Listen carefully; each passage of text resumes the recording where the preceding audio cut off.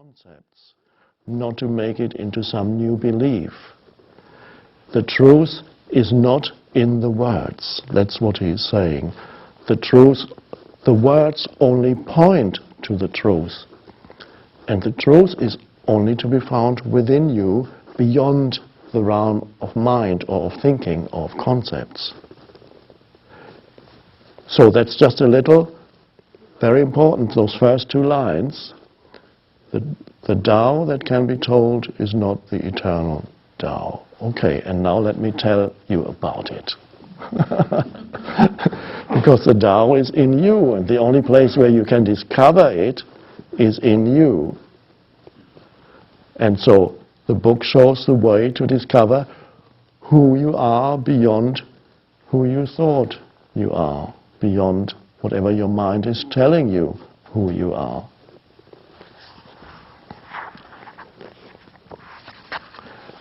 And now,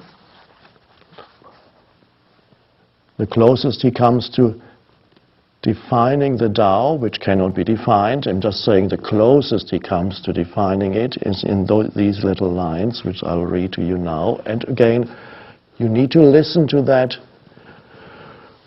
not just with your head, but you need to listen to that with your belly or your entire being, those words, because you cannot understand them just through the mind. If they are meaningful, or if you can sense the power that is in the words, then you are sensing your own power beyond thought activity. There was something formless and perfect before the universe was born.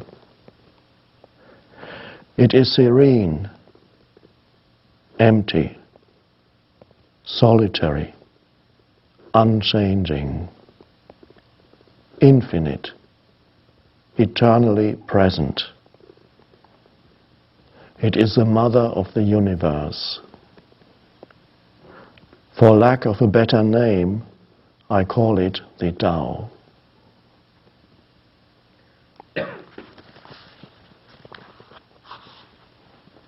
Note that he begins by saying there was something formless and perfect before the universe was born, before the arising of form, before the Big Bang, you could say. He uses the past tense. In the next line he says, it is serene, empty, solitary. It is not only that which was there before the world came into being, it is that which continues to be there timelessly at the core of your being.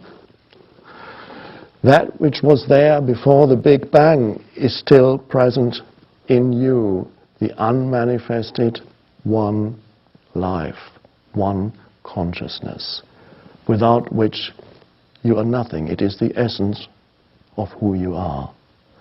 And of course, if you say that to a normal materialist, scientist, whatever, I'm saying a normal scientist, not a great scientist, then he will say, what is this nonsense? Or if you tell it to somebody who is totally close to it, they'll say, this is mumbo jumbo. There was something before the universe was born, and there's something. What are you talking about? And now listen, he very wisely, Stephen Mitchell, put in a little quote by one of the great scientists, Albert Einstein, what he had to say about it. Somebody who did a lot of thinking, but whose thinking was rooted in the stillness, which, as we should see, is an essential part of the teaching of the Tao. His thinking was rooted in the Tao, in the stillness beyond the noisy mind. That's where Einstein's realizations came from. And so he was not just trapped in his noisy mind like most scientists and then deny the reality of the transcendental, but he was connected with it. And he said, I'm not used to quoting from books in talks.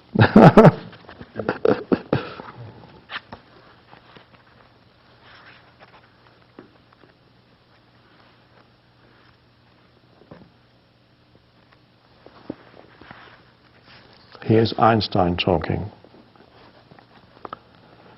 The scientist's religious feeling takes the form of a rapturous amazement at the harmony of natural law, which reveals an intelligence of such superiority that, in comparison with it, all systematic thinking of human beings is an utterly insignificant reflection.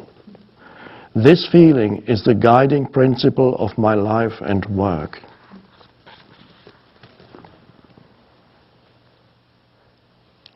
The recognition of a vast intelligence that underlies all of creation.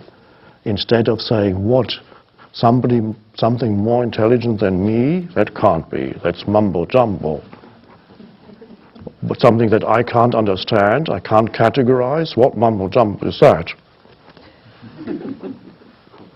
This is what the Tao Te Ching calls standing on tiptoe, and you're not stable.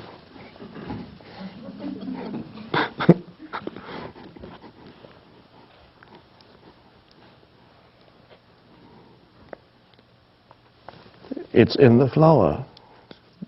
It creates that. It's in you. It pervades the very space around us. It comes through the human brain, the brain is like gives it some form. And when the brain goes, it no longer goes through that form. It's the very consciousness that you are. So this shows that Einstein was in touch with that dimension. That's why his thinking was inspired. That's why he had sudden revelations.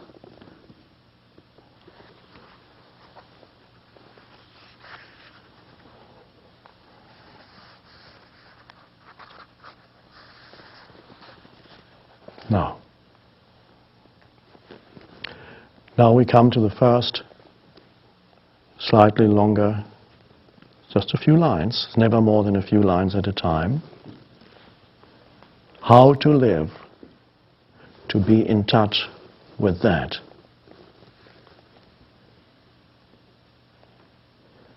I'll read this little section first, and then we'll look at the lines and go into it.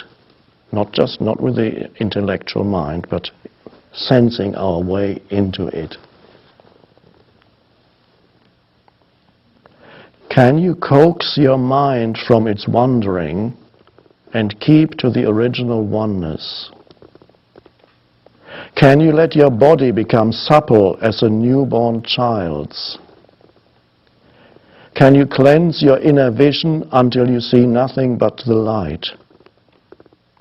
Can you love people and lead them without imposing your will?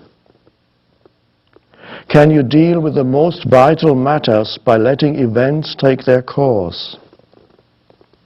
Can you step back from your own mind and thus understand all things? Giving birth and nourishing, having without possessing, acting with no expectation, leading and not trying to control. This is the supreme virtue. For virtue, substitute power. The power moves through you. If you live in that way, you become it. You realize your oneness with it. Back to the beginning. Can you coax your mind from its wandering? It wanders about. If you look at your own mind, that's what it does.